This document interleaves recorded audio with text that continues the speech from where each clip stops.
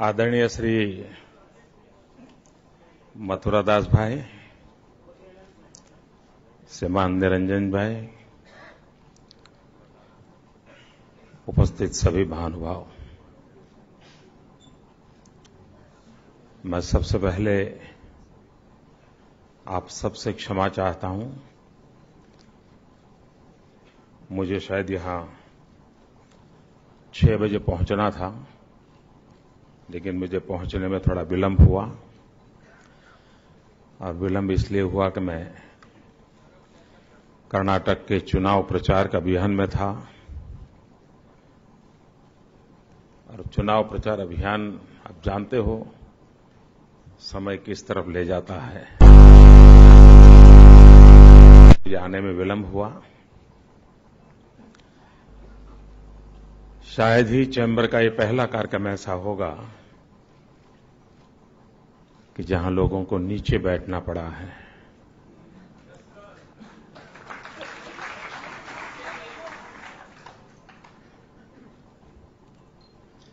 तो आपको इस असुविधा के लिए भी, और वो भी लंबे समय इंतजार करना पड़ा।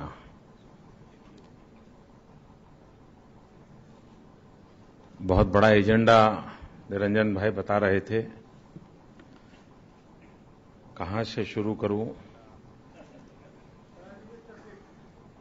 क्योंकि कहने को इतने विषय हैं। एक बात सही है कि हमारे देश में राजनीति अपनी जगह पर चलती रहती है। राजनीतिक दल, राजनीतिक नेता, विरोध, ये सारी बातें होती रही है। लेकिन शायद पहली बार इस देश में बड़ी प्रखरता से साथ जनता के भीतर से एक आवाज उठ रही है, एक आक्रोश की अभिव्यक्ति हो रही है। जिन्हें जहां जगह मिलती है, अगर ट्विटर पर मिले तो ट्विटर पर, फेसबुक पर मिले तो फेसबुक पर, जंतर मंतर जाकर के चिल्ला सकता है तो वहां चिल्ला करके, जहां उसको मौका मिल रहा है वो अपना आक्रोश व्यक्त कर रहा है। और ये आक्रोश कुछ लेने के लिए लोग नहीं कर रहे हैं, ये सबसे बड़ी बात है। हमारी मांगों पूरी करो ये कहकर के चलने वाले आंदोलन, उसके लिए चलने वाली लड़त बहुत होती है। लेकिन शायद आजादी के बाद बहुत ही कम ऐसे उदाहरण मिलेंगे जो इन दिनों नजर आते हैं कि लोग देश का बुरा नहीं देख पा रहे हैं और इस परिस्थिति को झेल नहीं पा रहे हैं। सारे आक्रोश के भीतर की कथा लोग देख रहे हैं, नैया डूब रही है, परेशानी महसूस कर रहे हैं।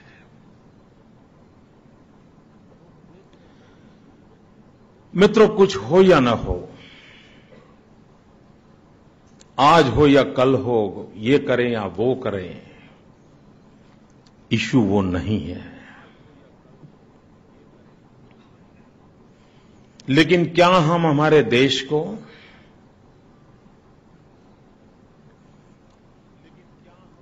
इस अवस्था में देखते रह जाएंगे क्या?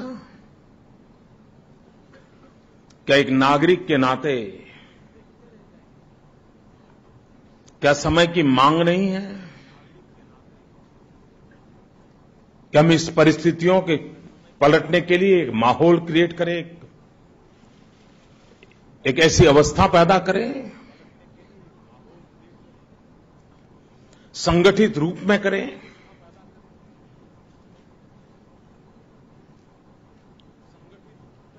भाइयों बहनों, मैं छोटी छोटी चीजें देखता हूं, मैं परेशान हो जाता हूं।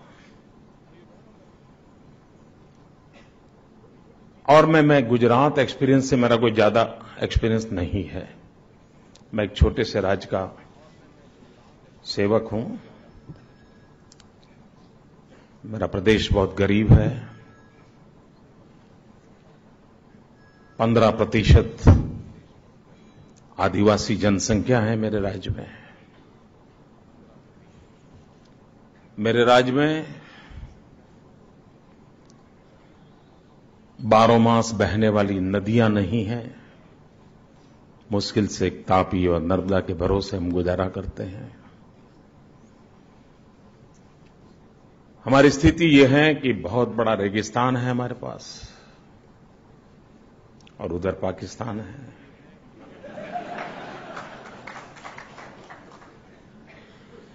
सोलह 1600 किलोमीटर का समुद्री तट है। ये प्रदेश ऐसा है कि जिसके पास रॉ मटेरियल नहीं है, भूसंपदा हमारे पास नहीं है। और ऐसी परिस्थितियों में भी अगर एक राज्य, वहां के लोग निराशा छोड़ करके आत्मविश्वास भरी हुए मन के साथ अगर स्थितियां पलट सकते हैं, अगर 6 करोड़ गुजराती कर सकते हैं तो 125 करोड़ देशवासी भी कर सकते हैं।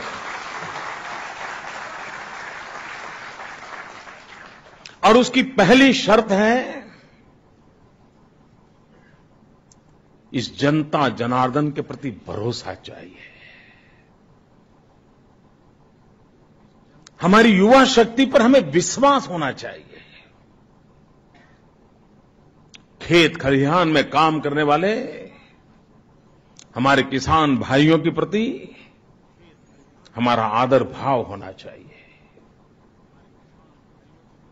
दिन रात पसीना बहा करके मशीन के साथ मशीन की जैसी जिंदगी जीने वाले मजदूर के प्रति सम्मान का भाव होना चाहिए।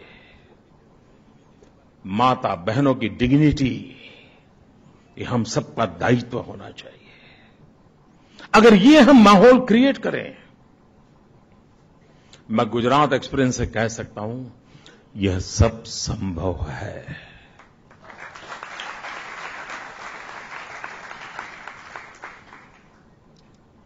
हमारे पास कोई डायमंड की खदान नहीं है, लेकिन आज दुनिया में 10 में से 9 डायमंड जिस पर किसी न किसी गुजराती का हाथ लगा है।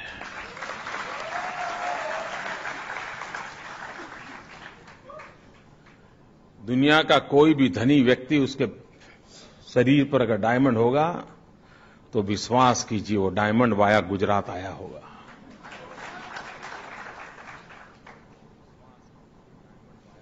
कहने का तात्पर्य यह है कि हम कर सकते हैं।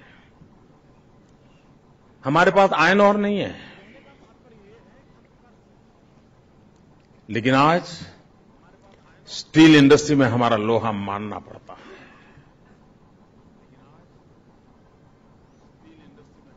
हम भी निराश होकर के बैठे सकते थे, अब क्या करें भाई, पानी नहीं है तो ठीक है, जब बारिश आएगी तब कर लेंगे। नहीं, पता है ईश्वर ने व्यवस्था की है, हमारे पास नहीं है पानी, तो रोते बैठेंगे क्या? मित्रों, जिस देश में गंगा यमुना के पट हो, कृष्णा गोदावरी हो, सिंधु का जल हो, सब कुछ हो, उसके बावजूद भी देश का एग्रीकल्चर ग्रोथ 2%, 3%, 2%, 3%। अगर एग्रीकल्चर ग्रोथ नहीं होगा तो रूरल इकोनॉमी को बल नहीं मिलेगा।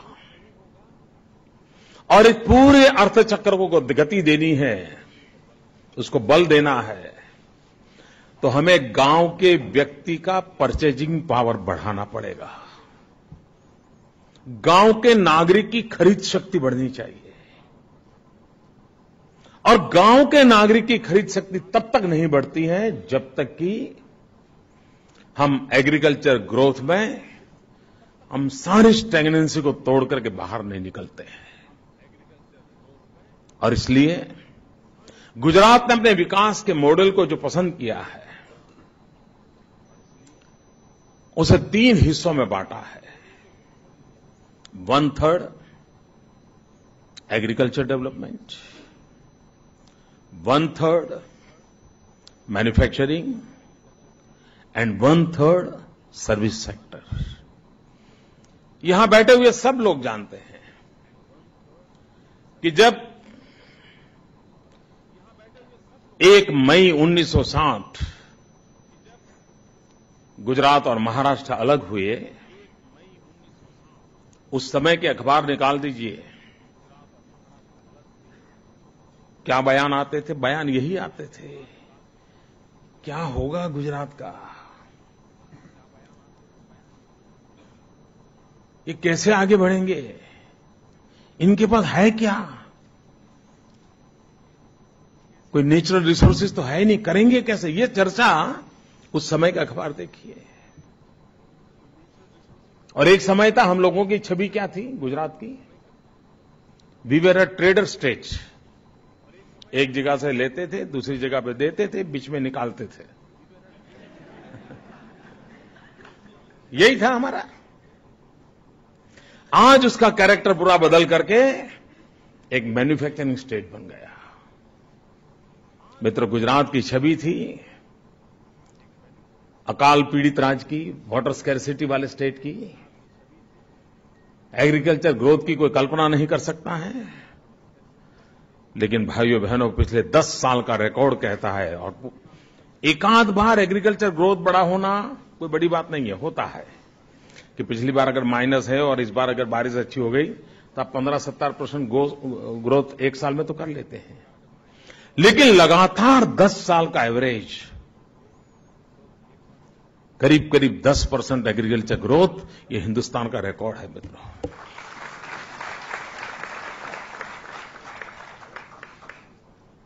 पानी नहीं था तो हुआ कैसे?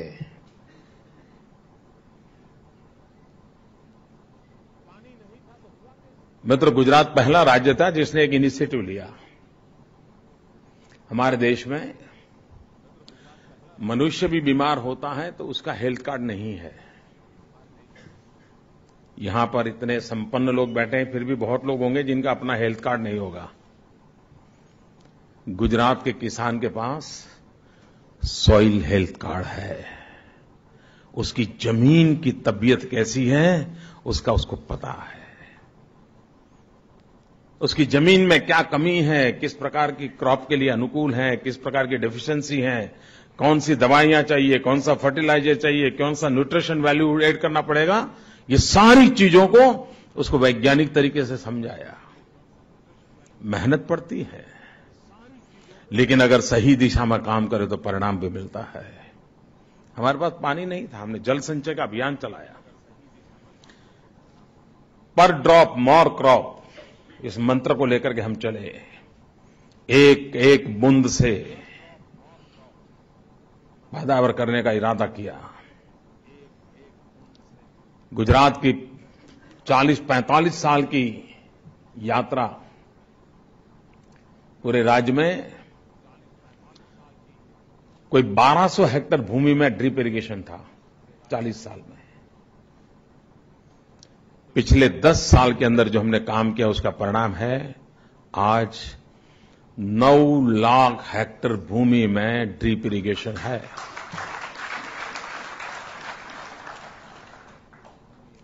किसी ने कल्पना की थी कि कच्छ जो रेगिस्तान, वो आज मैंगो एक्सपोर्ट करता है मित्रों। बनासकांठा अनार की खेती में उसने नाम कमाया है। पोटैटो, पूरे दुनिया का प्रति हेक्टेयर का जो रिकॉर्ड था, उस रिकॉर्ड को ब्रेक करने का काम बनासकांठा के किसानों ने किया।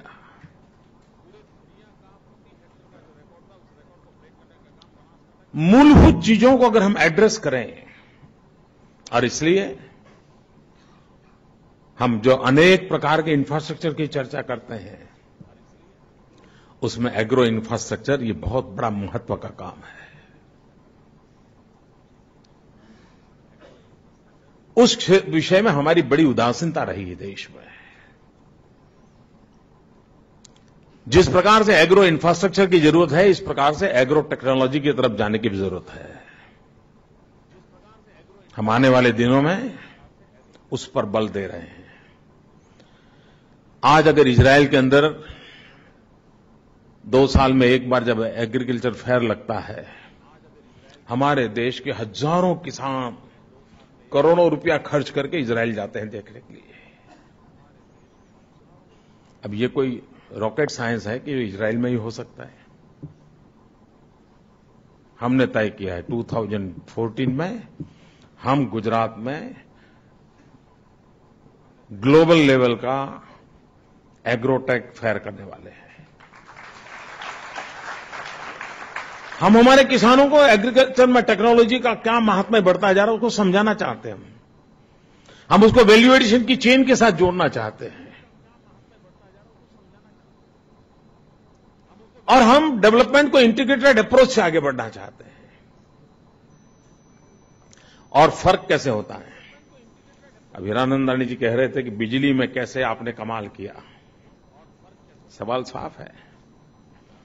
कुछ लोग आजकल एक फैशन हो गई है, गुजरात के विकास को नकारा तो नहीं जा सकता, लेकिन राजनीतिक कारणों से स्वीकार भी नहीं किया जा सकता। तो एक नई टर्मिनोलॉजी खोज ली गई है, भाई गुजरात तो पहले से ही आगे है, पहले से ही आगे है।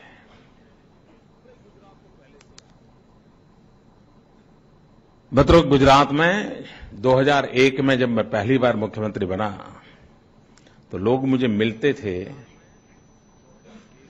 एक ही बात का आग्रह करते थे, और तब तो मेरा शपथ लेना भी बाकी था।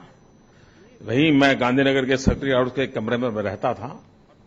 2-3 दिन के बाद शपथ होना था, लेकिन ये मीडिया वालों ने प्रचारित कर दिया था, अब तो हो गया खेल पूरा। तो लोग आना शुरू हो गए।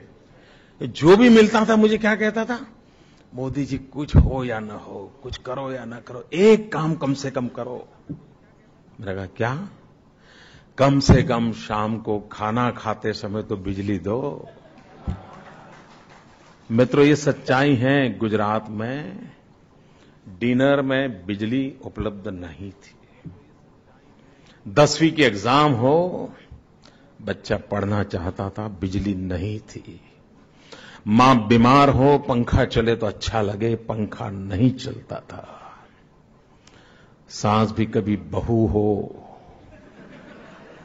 टीवी देखने का मन करता हो, लेकिन बिजली नहीं थी। इस सच्चाई को हम नकार नहीं सकते। आज वो राज्य एनर्जी सरप्लस है। हमारे पास कोयले की खदानें नहीं है, उसके बाद भी आज हम एनर्जी सरप्लस है।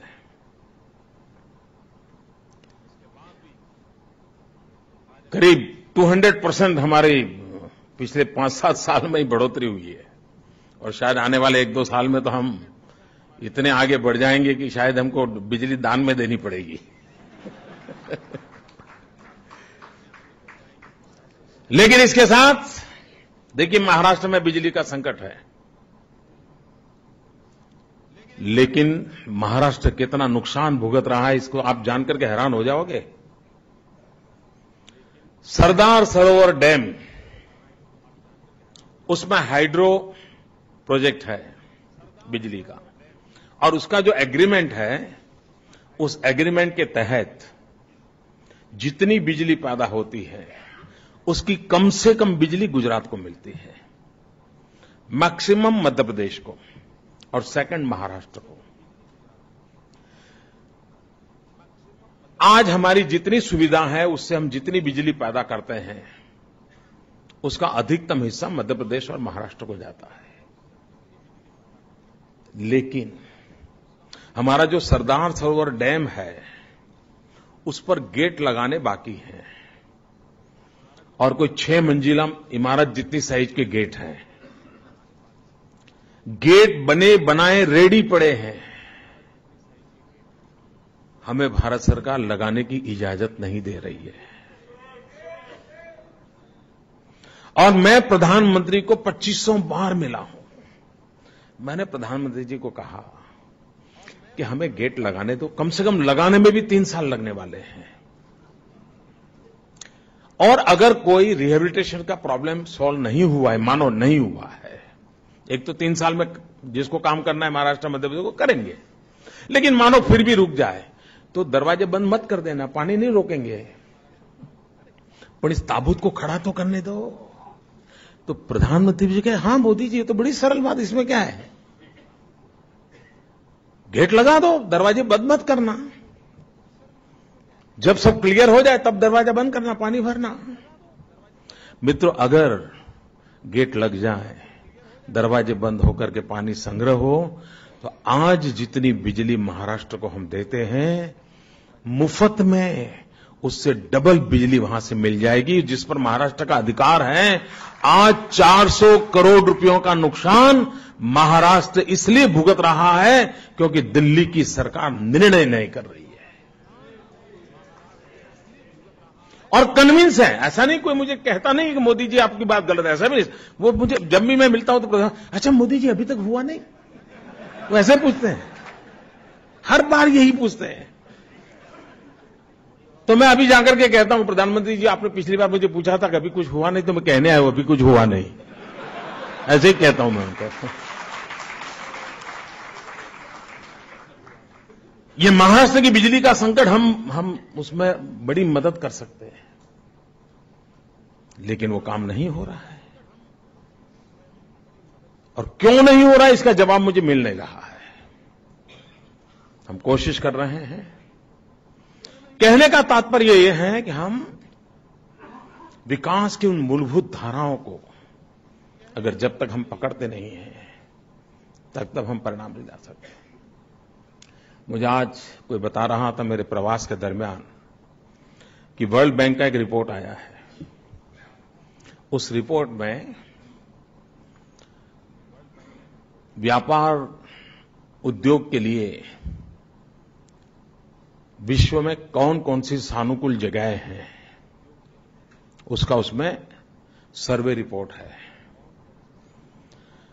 और उस सर्वे रिपोर्ट में उन्होंने कहा है कि मुंबई, उन्होंने 16 स्थान चुने हैं, मुंबई का उसमें 10वां नंबर है, जहां व्यापार उद्योग के लिए अच्छा स्थान के रूप में है। लेकिन अहमदाबाद का 5वां नंबर है।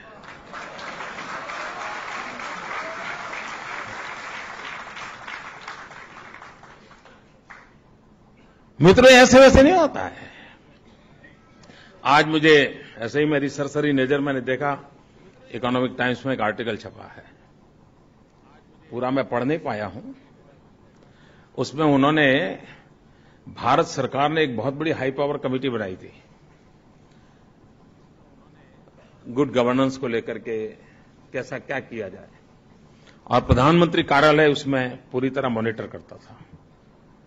मिस्टर पुलोक उसको देखते थे, और बड़े बड़े ब्यूरोक्रेट्स, बड़े बड़े जोरदार केंद्र के मंत्री, ऐसे एक कमेटी थी। उस कमेटी का रिपोर्ट आया है कि अच्छी सुशासन व्यवस्था करने के लिए क्या करना चाहिए, और उन्होंने 5 पॉइंट सजेस्ट किए हैं, आज की इकोनॉमिक टाइम्स में है। उसको देख करके मुझे लगा कि भाई इतनी मेहनत क्यों कर रहे हो, एक आधा घंटा मेरे यहां आकर के चले जाते, आपको सब मिल जाता।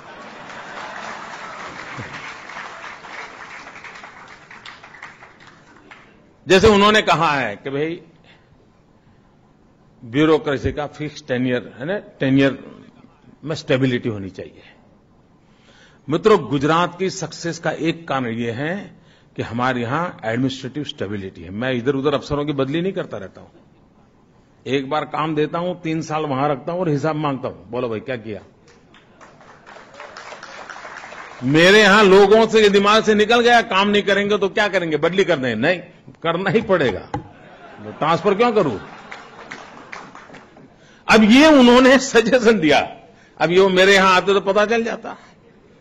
दूसरा उन्होंने कहा है कि भाई डिस्क्रिमिनेशन नहीं होना चाहिए, व्यक्ति आधारित निर्णय नहीं होना चाहिए, ऐसा एक सुझाव उन्होंने दिया है। मित्रों, डे 1 से मैं कह रहा हूं, राज्य तब प्रगति कर सकता है अगर राज्य पॉलिसी ड्रिवन है। अगर आप राज्य पॉलिसी ड्रिवन है तो किसी व्यक्ति को निर्णय करने का अधिकार उसके हाथ में रहता नहीं। पॉलिसी कहती है कि ये इसको मिलेगा, इसको नहीं मिलेगा।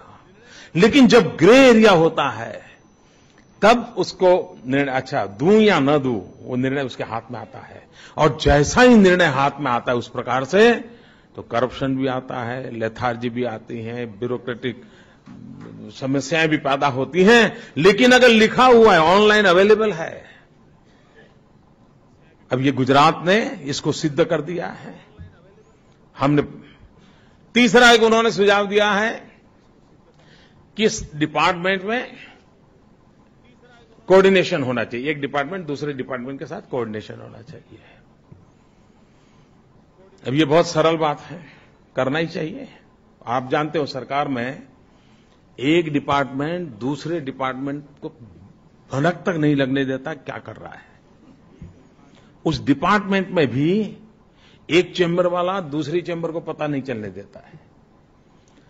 चेंबर में भी अगर 6 टेबल है और 6 अफसर बैठे हैं छोटे मोटे, तो एक टेबल वाला दूसरे टेबल को पता नहीं चलने देता है वो क्या कर रहा है। ऐसा पता नहीं क्या सीक्रेसी का माहौल बना दिया है। मगर हमने एक काम किया, हमने कहा ओपननेस इन गवर्नेंस अभियान चलाया, हमने चिंतन शिविर की और खुल करके चर्चा शुरू की।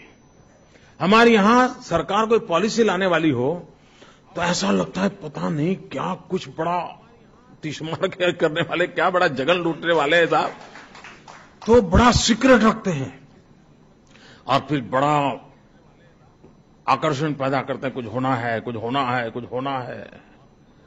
फिर मीडिया को बुलाते हैं और धमाके से कोई बहुत बड़ा शेर मार दिया हो ऐसे पॉलिसी डिक्लेयर करते हैं। मुझे समझ नहीं आता इसमें क्या सरप्राइज एलिमेंट है भाई, क्या जरूरत है। हमने एक काम किया, हमने कहा भाई कोई भी ड्राफ्ट पॉलिसी होगी उसको ऑनलाइन रख दो और लोगों को कहो कि 30 दिन के अंदर इस पॉलिसी की जो कमियां हैं, अच्छाइयां हैं, बुराइयां हैं, सब अपना सजेशन दो। इससे क्या हुआ, जितने भी इंटरेस्टेड ग्रुप्स थे सब अपनी अपनी बात रखने लगे। तो हमें क्रॉस सेक्शन पता चल गया भाई ये करने जैसा है, नहीं करने जैसा है। हमें कोशिश ही नहीं करनी पड़ती है। मैं मानो हाउसिंग पॉलिसी लाता हूं, निरंजन भाई को अनुकूल होगा तो वो सुझाव वो अपने अनुकूल देंगे, दूसरा उनके खिलाफ होगा तो दूसरे सुझाव देगा और मैं इसमें से अच्छा निकाल दूंगा।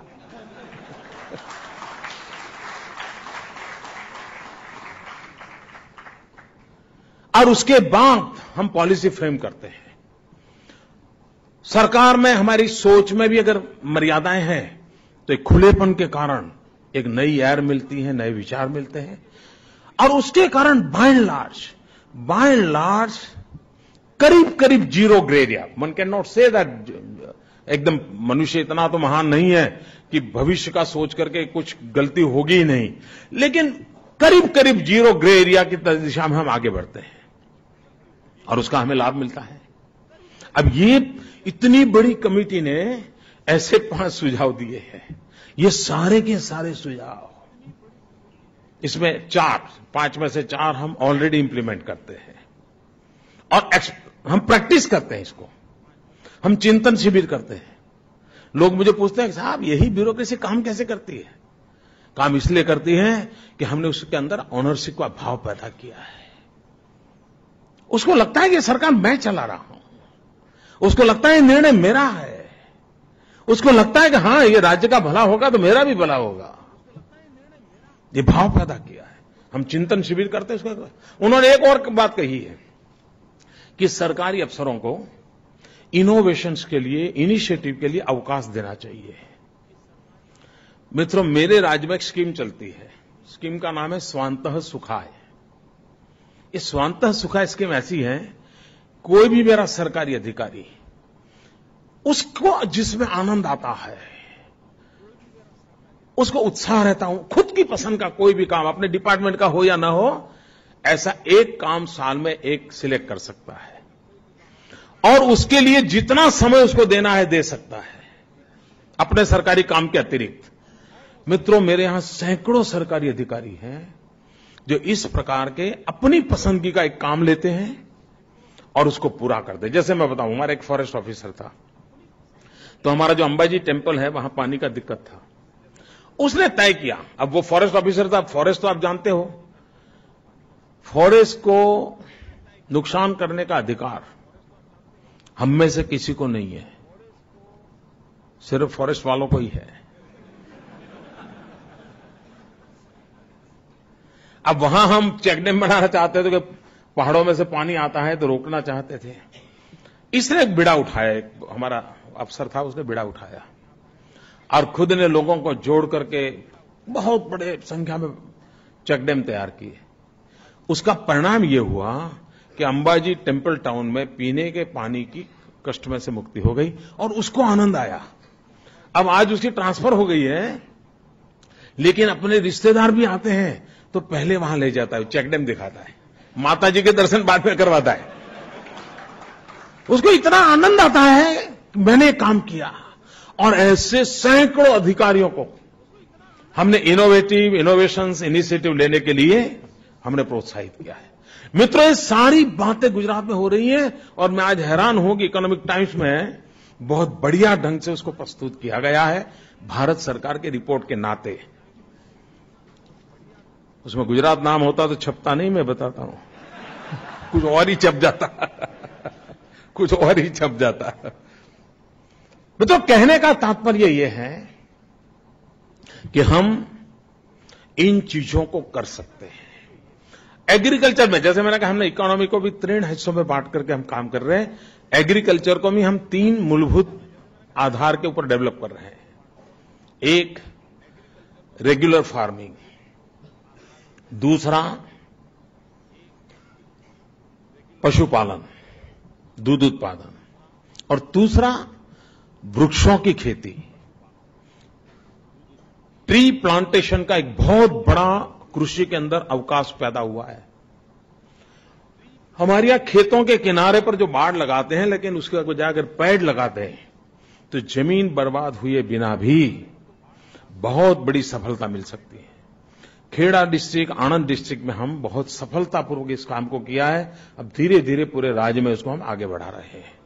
और इसके कारण आज मानिए किसी के घर में बेटी पैदा हुई, बेटी पैदा होते उसने अगर 5 वृक्ष बो दिए, मित्रों, मैं विश्वास से कहता हूं, जिस दिन बेटी की शादी करनी होगी तो उन 5 वृक्षों को बेच करके वो आराम से शानदार रूप से बेटी की शादी कर सकता है।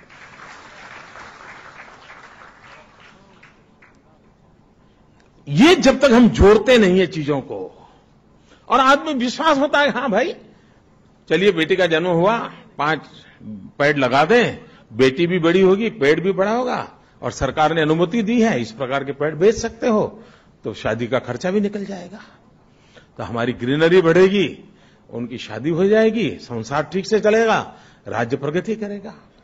चीजें बहुत छोटी छोटी होती हैं मित्रों, लेकिन जब इन्वॉल्व होते हैं तो परिवर्तन आता है। दूध उत्पादन, मित्रों, हमने पशु की जो केयर की है, आपको जानकर के हैरानी होगी, हमारे देश में आज भी कई प्रदेश ऐसे हैं कि जहां मनुष्य के कैटरेक्ट ऑपरेशन के लिए कैंप लगाने पड़ते हैं, चैरिटेबल ट्रस्टों को डोनेशन करना पड़ता है। बड़े बड़े शहरों से डॉक्टरों को गांवों में जाकर के कैटरेक्ट के ऑपरेशन करने पड़ते हैं। ये आज भी हमारे देश में होता है। आपको जानकर के आनंद होगा, हम पशु आरोग्य मेला लगाते हैं। उस पशु आरोग्य मेले में गुजरात एक ऐसा राज्य है दुनिया में, सिर्फ वी आर फर्स्ट स्टेट, जहां पर पशु का कैटरेक्ट ऑपरेशन भी होता है, डेंटल ट्रीटमेंट भी होता है।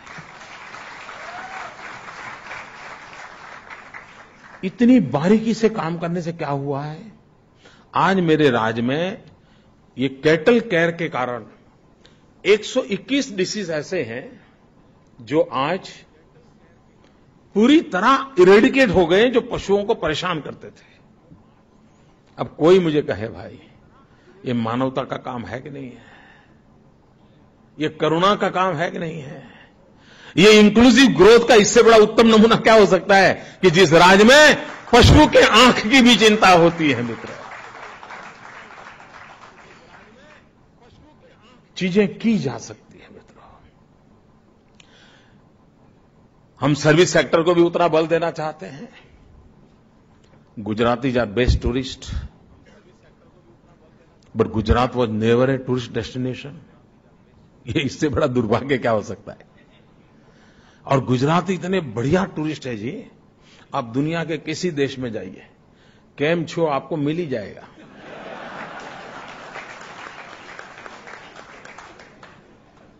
और आप देखना साहब, 5 स्टार होटल में घर से लाया हुआ डब्बा खोल करके थेपला निकालेगा।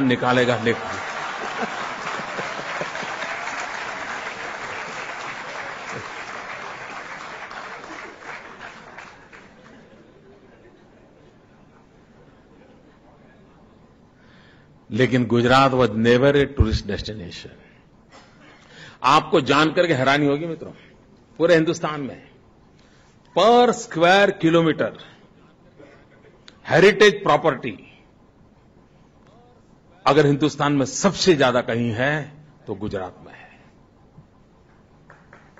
अब हमने इस पर बल दिया, हमने जोर लगाया, टूरिज्म को बढ़ावा देंगे, सर्विस सेक्टर को बढ़ावा देना था, हॉस्पिटैलिटी को बढ़ावा देना था। हिंदुस्तान का टूरिज्म का जो एवरेज ग्रोथ है, पिछले 3 साल में गुजरात का टूरिज्म ग्रोथ हिंदुस्तान के ग्रोथ से डबल हो गया है। और लोग एक दूसरे को मिलते हैं तो अपने आप कहने लगते हैं कुछ दिन तो गुजारो गुजरात में। कच्छ नहीं देखा तो कुछ नहीं देखा, आम आदमी बोलने लगा है जी। और टूरिज्म का हमारा डेवलपमेंट हुआ है। हम गुजरात के लोग रोते रहते हैं, रेगिस्तान है, रेगिस्तान है, रेगिस्तान है। मित्रों, इसी रण को हमने हिंदुस्तान का तोरण बना दिया है। आज हमारा व्हाइट रण देखने के लिए हजारों के तादाद में लोग आते हैं। पाकिस्तान की सीमा पर व्हाइट रण में एक बड़ा टेंट सिटी खड़ा करते हैं हम 1 महीने के लिए, और देश भर के लोग ऑनलाइन बुकिंग कराते हैं। 2-2 साल का बुकिंग नहीं मिलता है मित्रों। और कच्छ की हैंडीक्राफ्ट, करोड़ों रुपए का हैंडीक्राफ्ट की बिक्री होने लगी है, गरीब आदमी को रोजी रोटी मिलने लगी है। चीजें बदली जा सकती है और हम उस दिशा में आगे काम कर रहे हैं। यहां चाइना की बड़ी चर्चा हो रही थी। मैं मानता हूं हम परेशान होने की जरूरत नहीं है। देखिए, पूरा विश्व उसका ध्यान एशिया पर केंद्रित हुआ है। हर एक को लगता है कि भाई नेक्स्ट सेंचुरी एशिया की है। पूरे आर्थिक जीवन पर दबदबा रहने वाला है एशियन कंट्रीज का। लेकिन फिर सवाल उठता है कि कौन आगे जाएगा, हिंदुस्तान जाएगा, चाइना जाएगा। हमारी 2 शक्तियां हैं जिस पर हमने ध्यान केंद्रित करना चाहिए और विश्व के सामने डंके के चोट पर इन बातों को लेकर जाना चाहिए। एक है, हम विश्व के सबसे नौजवान देश हैं, चीन नहीं है। हमारी 65% पॉपुलेशन बिलो 35 है। ये डेमोग्राफिक डिविडेंड जो है, ये हमें चाइना को आगे जाने का एक बहुत बड़ी शक्ति देता है। अगर हम उस पर ध्यान केंद्रित करते हैं तो हम सारी व्यवस्थाओं को बदल सकते हैं। और दूसरी एक हमारी ताकत है, जिस ताकत को हमें एहसास करना होगा, और वो दूसरी ताकत है डेमोक्रेटिक डिविडेंड। मित्रों, पूरा विश्व लोकतांत्रिक परंपराओं में विश्वास करता है और उसमें हम चाइना से कई कदम आगे निकल जाते हैं। और जब मैं डेमोक्रेसी की बात करता हूं तो जुडिशियल सिस्टम तक आता है। हमारा देश है कि जहां न्याय उस भाषा में मिलता है जो आम आदमी सहजता से उस पर विश्वास कर सकता है। चाइना में न्याय चाइनीज लैंग्वेज में मिलता है और उस ड्राइंग का हर कोई अलग अर्थ निकाल सकता है, वो ऐसी लैंग्वेज है। और इसके कारण विदेश के लोग चिंतित रहते हैं। हम एक एश्योरेंस दे सकते हैं, क्योंकि व्यापार रोजगार में कोई भी डिस्प्यूट हुआ तो जस्टिस चाहिए, ये व्यवस्था हम दे सकते हैं। अगर इन चीजों को हमने बल दिया तो बहुत बड़ा लाभ होता है। और एक बात है जिसमें हम लोगों की कमी है, वो कमी क्या है? देखिए, आज चीन ने बल दिया है स्किल डेवलपमेंट। हमारे देश में पूरी, और आज दुनिया में आप ओबामा का भाषण सुनोगे तो भी स्किल डेवलपमेंट की बात करेंगे, यूके की लीडरशिप को सुनोगे वो भी स्किल डेवलपमेंट कहेंगे, ईस्टर्न वर्ल्ड की देखोगे तो वो भी स्किल डेवलपमेंट, हर जगह पे एक चर्चा है। और ये बात सही है मित्रों, हिंदुस्तान अगर इतना नौजवान है तो सर्टिफिकेट से काम नहीं चलेगा। मेरे पास डबल एमए का सर्टिफिकेट हो, ट्रिपल एमए का हो, उससे बात नहीं बनती है, स्किल चाहिए। और भाइयों बहनों, हमारे कांग्रेस के मित्र तो हमें दिन रात अखबारों में गालियां देते रहते हैं, लेकिन अभी पिछले हफ्ते प्रधानमंत्री ने हमें एक अवार्ड दिया। स्किल डेवलपमेंट के अंदर हिंदुस्तान के अंदर उत्तम से उत्तम इनोवेटिव काम करने के लिए गुजरात सरकार को प्रधानमंत्री का अवार्ड मिला है। भारत सरकार ने स्किल डेवलपमेंट काम के लिए 2 साल पहले एक कमेटी बनाकर के आउटसोर्स किया था कि कोई ये बड़े बुद्धिमान लोग हैं, वो कोई बना करके देंगे वाजपेयी जी, ऐसा कुछ। तो 2 साल हुए जी, दिया नहीं किसी ने। आखिरकार गुजरात का जो कौशल्यवर्धन केंद्र का मॉडल था उसको भारत सरकार ने अडॉप्ट कर लिया। हम कहते हैं भाई बाकी जगह पे खर्चा करने के बाद एक बार पूछ लिया करो।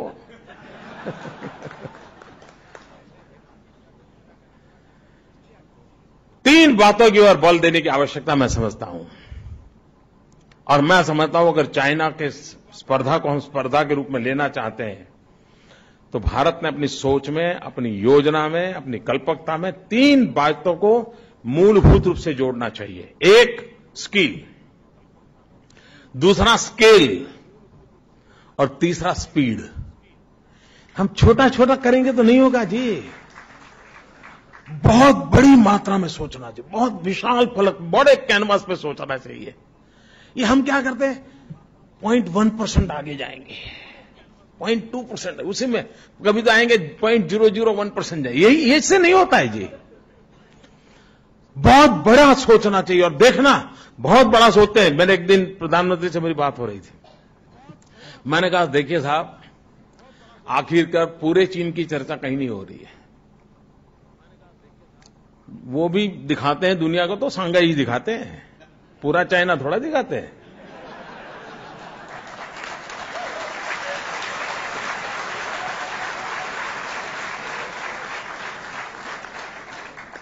तो हमने कहा हमें भी एक व्यूहात्मक रीते पूरे विश्व के सामने अपनी ताकत दिखाने के लिए कुछ चीजें करनी चाहिए। ये 26 जनवरी को हमारे मिलिट्री पावर का शो ऑफ स्ट्रेंथ क्यों होता है? क्या वो हमारी मिसाइल वो विजय चौक से निकले तो ही देश सुरक्षित होता है क्या? वो दुनिया को दिखाने के लिए होता है कि बेटे हम भी दम वाले हैं, इसीलिए तो होता है जी। और हमारे लोग हैं, उनका भी विश्वास बढ़ता है, हाँ हमारे पास ये मिलिट्री पावर है, और इसलिए 26 जनवरी को बहुत बड़ी परेड में हमारी ताकत का दर्शन होता है। उसी प्रकार से बिजनेस वर्ल्ड में भी आवश्यकता होती है। तो मैंने प्रधानमंत्री के कहा साहब एक छोटा सा काम कर दीजिए, Ahmedabad Mumbai high speed bullet train चालू करवाइए। उससे क्या, मैंने कहा दुनिया को हमारी ताकत का परिचय होगा। ट्रेन से वो कोई बैठने के लिए आने वाला नहीं है, ये हम भी कुछ कम नहीं है, वो भी करना पड़ता है जी। अभी मैंने एक सपना देखा है, मैं पूरा करूंगा उसको। मैं एक स्टैच्यू ऑफ यूनिटी बनाना चाहता हूं।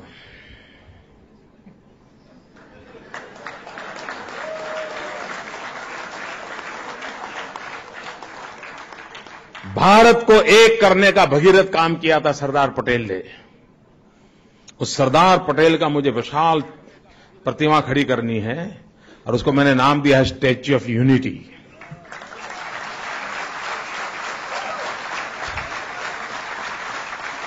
और ये स्टैच्यू ऑफ यूनिटी की क्या कल्पना है मेरी? ये जो स्टैच्यू ऑफ लिबर्टी है उससे इसकी साइज डबल होगी। मित्रों, ये दुनिया की सबसे बड़ी ऊंची प्रतिमा होगी, 182 मीटर्स। कोई 60-65 मंजिला मकान से भी बड़े सरदार पटेल खड़े होंगे। और मित्रों, मैं देखना चाहता हूं दुनिया उसके आके चरणों में आकर के बैठे।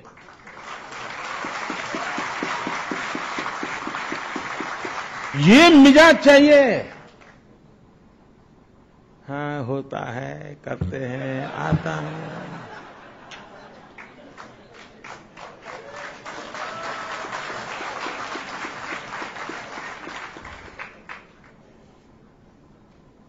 आपके पास समाज के लिए कुछ करने का इरादे भी चाहिए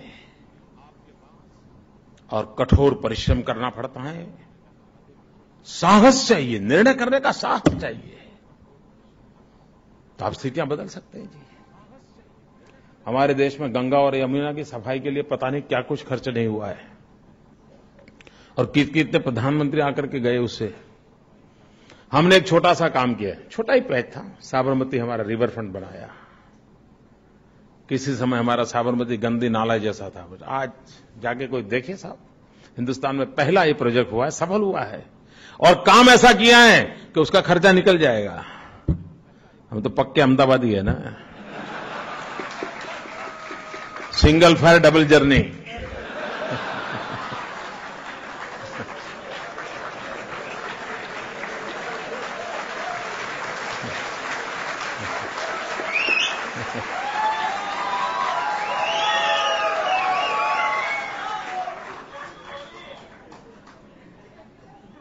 मित्रों, कहने का तात्पर्य यह है कि अगर हम सचमुच में इन 3 बातों की ओर आग्रह से सोचना चाहिए।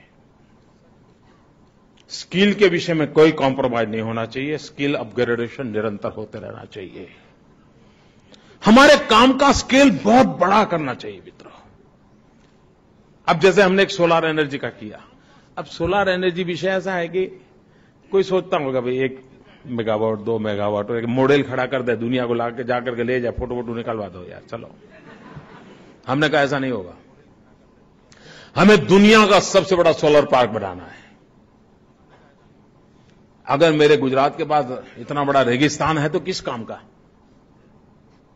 उसी रेगिस्तान को हम ऊर्जावान क्यों नहीं बना सकते?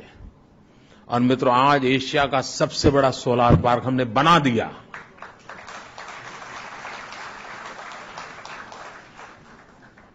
और आने वाले दिनों में जिस गति से हम काम कर रहे हैं, ये दुनिया का सबसे बड़ा सोलर पार्क बनेगा। अब सूरज को सिर्फ मेरे यहां ही होता है क्या? कुछ नेता आजकल ऐसा भाषण करते हैं, हम क्या करें, मोदी जी के पास ये भी है, मोदी जी के पास वो भी है, हमारे पास तो नहीं। अरे रोते बैठते हो यार, चलो सूरज तो है कि नहीं है? तुम्हारे पास सूरज है कि नहीं है? तो करके दिखाओ ना। किसी ने पर्दा तो लगाया नहीं तुम्हारे स्टेट में।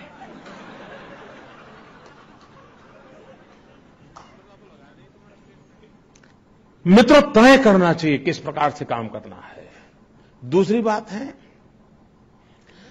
पुराने जमाने में एक आदत लग गई, सब कुछ सरकार करेगी। सब सरकार ने कब्जा करने में ही लगे हुए थे। बैंकों का राष्ट्रीयकरण करो, ट्रांसपोर्टेशन का, पता नहीं क्या कुछ कर दिया। अब उन गलतियों को सुधारा गया, उसको रिफॉर्म कहा गया। ये भी बड़ा कमाल है देश में। तुम कल तक बाईं ओर जाते थे, गलत जा रहे थे, अब राइट ओर आए तो ये कहो ना भाई तुम्हारी गलत ठीक की तुमने, नहीं कि वो रिफॉर्म किया, पहले ऐसे जाता अब ऐसे जा। नहीं भाई, गलती की थी तुमने, और देश को तुमने 45 साल तक उल्टे रास्ते पर ले गए थे, उल्टे रास्ते पर ले गए थे। अब फिर भी अभी बीच में बम्प आते हैं, स्पीड ही नहीं आ रही है। जब तक हम पब्लिक प्राइवेट पार्टनरशिप मॉडल की अगर नहीं जाते हैं और मैं तो 3 P की जगह 4 P की वकालत करता हूं। पी। सिर्फ पब्लिक प्राइवेट पार्टनरशिप नहीं, पीपल पब्लिक प्राइवेट पार्टनरशिप।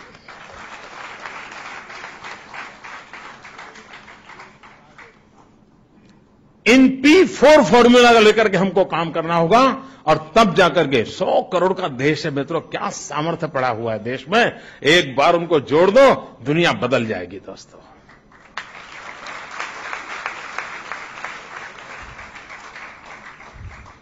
और मैं ये कहने का की हिम्मत इसलिए करना हूं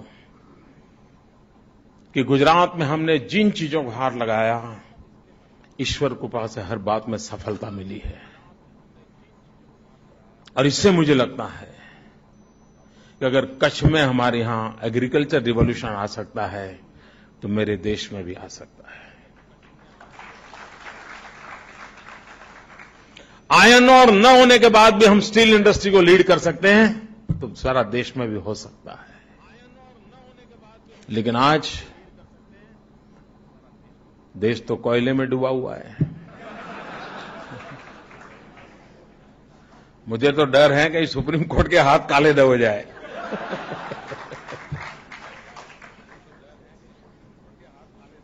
सुप्रीम कोर्ट को इतना इंटरवीन करना पड़े, हर चीज में सुप्रीम कोर्ट को डंडा चलाना पड़े और किसी को किसी पे विश्वास नहीं है। मित्रों देखिए आप, सीबीआई के नाम की माला जपी जाती थी, उस सीबीआई को क्या बना के रखा है आपने, क्या हालत करके रखी है मित्रों। सारी हमारी कॉन्स्टिट्यूशनल जो इंस्टीट्यूशंस हैं उसको डिग्रेड किया जा रहा है। अगर हम हमारी वैधानिक संस्थाओं को, संवैधानिक संस्थाओं को अगर सामर्थ्य नहीं देंगे तो मित्रों व्यवस्थाएं खत्म हो जाएगी। और लोकतंत्र में व्यवस्थाओं से चलता है, व्यक्ति आधारित लोकतंत्र नहीं होता है। व्यक्ति तो आएंगे जाएंगे, लोकतंत्र की व्यवस्था ही ये है। लोकतंत्र व्यवस्था केंद्रीय होना चाहिए, व्यक्ति केंद्रीय नहीं होना चाहिए। और जब तक आप आइडियाज को इंस्टीट्यूशनलाइज नहीं करते तब तक आपको परिणाम नहीं मिलता है। गुजरात की सफलता का एक सबसे बड़ा रहस्य यह है कि गुजरात ने हर आइडिया को इंस्टीट्यूशनलाइज किया है। मोदी रहे या न रहे, काम चलता रहेगा।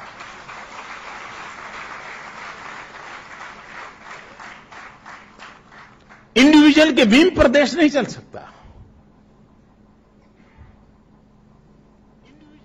और अगर वो इंस्टीट्यूशनलाइज है तो उसकी कमियों को भी ठीक करने की व्यवस्था नहीं उसमें से अपने आप पनपती है।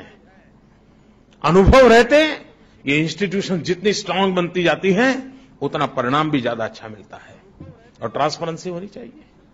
अगर ट्रांसपेरेंसी है तो परिणाम भी मिलता है। मित्रों कहने को बहुत सारे विषय हैं, मैं कोई ज्यादा तय करके तो बोलता नहीं हूं। क्या बोलूं? बोलते हैं कि बोलते नहीं। आइए आइए, स्वागत है, गुजरात आपका है, आइए।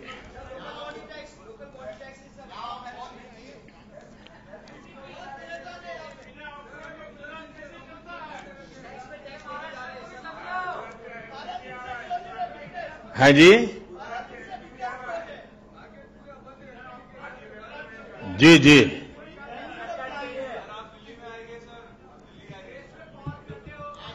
नहीं, आज तो मुझे अहमदाबाद जाना है।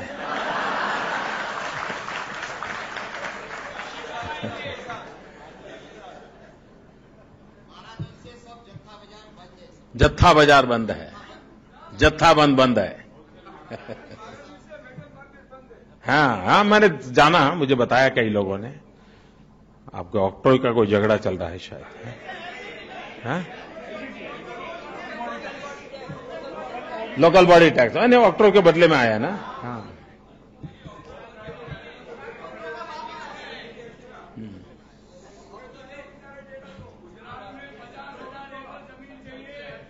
सिर्फ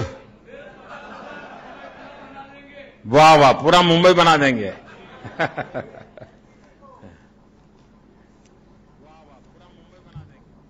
आपकी आवाज मुझ तक पहुंच गई है।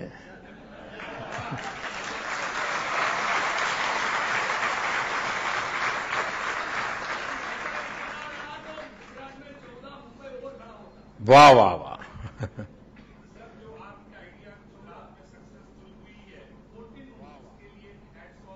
Thank you.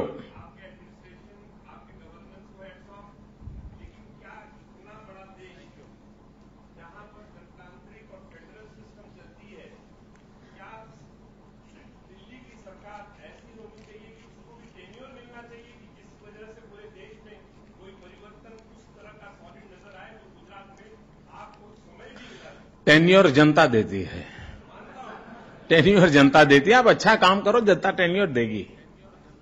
जनता को सब समझ होता है जी, उसके अंदर कोई संविधान में लिखा नहीं होता है। टेन्योर जनता देती है जी। 2014 में आप करें, हम सब साथ देंगे। क्या?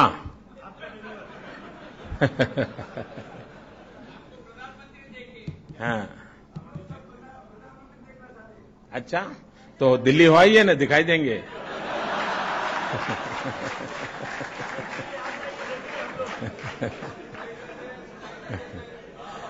सुनाई दे या न दे, लेकिन दिखाई तो देंगे।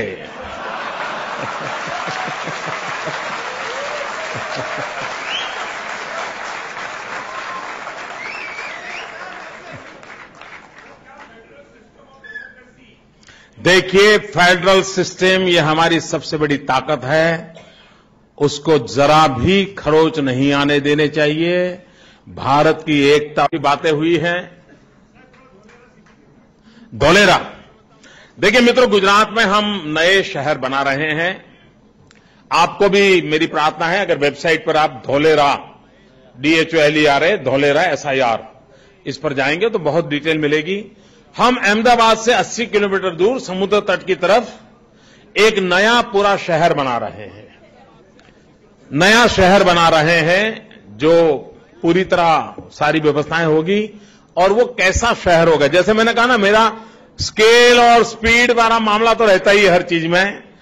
मित्रों, आज जो दिल्ली है, हजारों साल के बाद जो आज दिल्ली बना है, उसकी जो साइज है, ये हमारा जो नया धोलेरा बनेगा, उसकी साइज दिल्ली से डबल है।